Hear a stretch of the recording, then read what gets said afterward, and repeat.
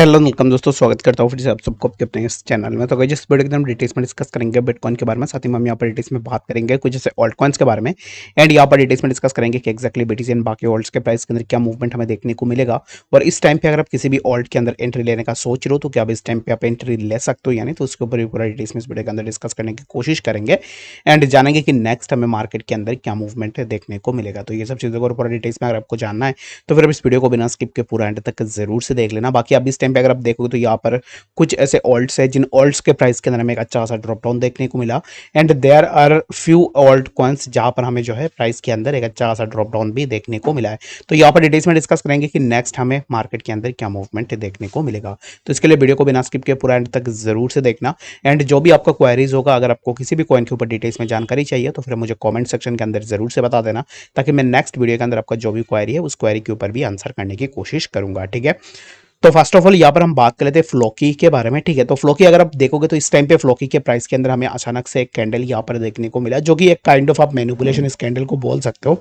Price के अंदर ये जो मूवमेंट हुआ है, ये मूवमेंट ज्यादा टाइम तक होल्ड नहीं कर पाया और प्राइस ने इवेंचुअली जो रेजिस्टेंस लिया है वो लिया है समवेयर अराउंड 0.03657 से। ठीक है, ये जो जोन है, इसी जोन पे प्रीवियसली ऑलरेडी हमें जो है यहाँ पर फ्लोकी के प्राइस के लिए मल्टीपल टाइम्स रेजिस्टेंसेस देखने को मिले हैं। तो अब इस टाइम पे यहाँ पर ऑब्वियस सी बात है कि एक्जैक्टली यहाँ पर ऑलरेडी प्रीवियसली रेजिस्टेंस था, तो प्राइस ने इसी जोन के आसपास एक्जैक्टली यहाँ पर जो है रिएक्ट भी किया है। तो अब इस टाइम पे नेक्स्ट क्या प्राइस के अंदर मूवमेंट होगा, तो आगे अगर आप भी इस टाइम पे देखोगे तो हमें प्राइस जो है समवेयर अराउंड फिर से डाउन द लाइन इसी जोन के आसपास हमें देखने को मिलेगा, जो कि है 0.03291। ठीक है, तो अगर आपको यहाँ पर इसी जोन के आसपास फ्लोकी के प्राइस देखने को मिलता है, दैट मीन्स की क्या है कि यहाँ से प्राइस फिर से ऊपर की तरफ निकलने की कोशिश करेगा। तो अभी यहाँ पर अगर आप लॉन्ग पोजीशन ओपन करने का सोच रहे हो तो फिर आपके लिए एक बेटर ऑप्शन यही हो सकता है कि आप यहाँ पर अराउंड दिस जोन आप अपना जो है यहाँ पर लॉन्ग पोजीशन के लिए देख सकते हो। ठीक है, तो अगर आपको यहाँ पर ऑलरेडी अगर आपने लॉन्ग पोजीशन ले लिया है तो करंटली मैं आपको यही रिकमेंड करूंगा कि इस टाइम पे आप जो है अपना यहाँ पर जो है प्रॉफिट को बुक जरूर से कर सकते हो। And the second most important thing is that कि अगर आप अभी इस टाइम पे सोच रहे हो कि शॉर्ट करने के लिए फ्लोकी को, तो शॉर्ट करने के लिए राइट नाउ मैं किसी को रिकमेंड नहीं करूंगा। रीजन बिंग, फ्लोकी के लिए शॉर्ट करना यहाँ पर अभी इस टाइम पे थोड़ा यहाँ पर जो है इस टाइम पे रिस्की हो सकता है। तो इसके पीछे रीजन यही है, रिस्की इस कारण से होगा क्योंकि यहाँ पर अभी इस टाइम पे जहाँ पे अभी इस टाइम पे प्राइस चल रहा है ना, तो यहाँ से प्राइस फर्दर और भी अपवर्ड मूवमेंट में जा सकता है। यहाँ पर आपको एग्जैक्टली नहीं पता है कि नेक्स्ट क्या मूवमेंट होने वाला है। तो इसके लिए बेटर एंड बेस्ट यही होगा कि इस टाइम पे वेट करो। एंड जब फ्लोकी इसी ट्रेंड लाइन का ब्रेक डाउन करते हैं, ठीक है, तो यहाँ पर एक ट्रेंड लाइन हमें देखने को मिल रहा है, जो कि फ्लोकी के लिए ऑलरेडी इसी ट्रेंड लाइन के आसपास हमें मल्टीपल टाइम सपोर्ट भी देखने को मिले हैं। तो अब इस टाइम पे अगर फ्लोकी इसी ट्रेंड लाइन पे अपना सपोर्ट लेता है, दैट मीन्स कि यहाँ से ब्रेक डाउन लेने के बाद हमें प्राइस के अंदर फर्दर और भी ड्रॉप डाउन देखने को मिलेगा, जो कि हमें प्राइस 0.03015 के आसपास भी देखने को मिल सकता है। अगर आप एंट्री लेने का सोच रहे हो तो फिर शॉर्ट के लिए इसी ट्रेंड लाइन एंड यहाँ पर एक हॉरिजॉन्टल सपोर्ट भी आपको देखने को मिल जाएगा। तो इन दोनों जोन्स का ब्रेकडाउन होने के बाद ही आप अपना शॉर्ट पोजीशन के लिए जा सकते हो। एंड अगर आप यहाँ पर लॉन्ग पोजीशन ओपन करने का सोच रहे हो तो मैंने आपको ऑलरेडी बता दिया है कि इसी जोन के आसपास आप अपना लॉन्ग पोजीशन को भी जरूर से ओपन कर सकते हो, जो कि होगा 0.03304 के आसपास। आई होप कि आपको यहाँ पर फ्लोकी के बारे में समझ में आ गया होगा। एंड बहुत सारे लोग ऐसे भी होंगे जिन्होंने फ्लोकी को स्पॉट के अंदर बाई करके रखा हुआ है। तो जितने भी स्पॉट बायर्स हैं उनके लिए मैं बस यही बोलूंगा कि फ्लोकी स्पॉट में यहाँ पर जो है अगर आपने ऑलरेडी बाई करके रखा हुआ है तो दैट मीन्स कि आने वाले टाइम में इसके अंदर तो पोटेंशियल है ही। तो यहाँ पर क्या होगा कि इन कमिंग डेज हमें यहाँ पर जो है फ्लोकी के प्राइस के अंदर एक अच्छा सा मूवमेंट देखने को मिल सकता है। जैसे कि सिमिलर काइंड ऑफ अगर आपने देखा होगा कि Shiba Inu coin and Doge coin इन कॉइन्स के अंदर भी सिमिलर काइंड ऑफ हाइप हमें देखने को मिला। जितने भी मीम काइंड ऑफ प्रोजेक्ट्स है, हर एक प्रोजेक्ट के अंदर सिमिलर काइंड ऑफ चीज़ें हमें देखने को मिलता है। तो यहाँ पर सिमिलर काइंड ऑफ चीज़ें हमें फ्लोकी के अंदर भी देखने को मिल सकता है। तो इसके लिए best and better option is that कि अब इस टाइम पे आप थोड़ा वेट जरूर से कर सकते हो। एंड इन कमिंग डेज हमें फ्लोकी के प्राइस के अंदर थोड़ा मूवमेंट इजीली देखने को मिल सकता है। आई होप कि आपको यहाँ पर बातें पूरा डिटेल्स में समझ में आ गई होगी कि एक्जैक्टली फ्लोकी के प्राइस के अंदर हमें क्या मूवमेंट देखने को मिलेगा। तो चलिए हम बात करते हैं सबसे पहले बीटीसी के बारे में एंड बीटीसी के प्राइस के अंदर की एक्जैक्टली हमें जो है नेक्स्ट क्या मूवमेंट देखने को मिलेगा। उससे पहले अगर आप शिबा इनू कॉइन के प्राइस को देखोगे, जैसे ही शिबा के प्राइस के अंदर भी हमने जो है यहाँ पर थोड़ा मूवमेंट देखने को मिला, बट यहाँ पर लेटर हमें प्राइस के अंदर ड्रॉप डाउन भी देखने को मिला है।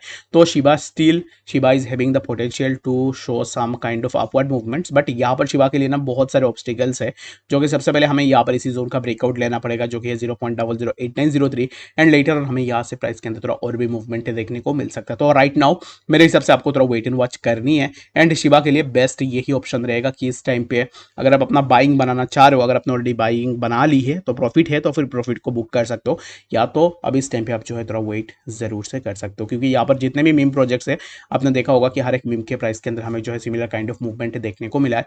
तो काइंड ऑफ आपको शिबा के प्राइस के अंदर भी ऐसे मूवमेंट्स देखने को मिल सकते हैं।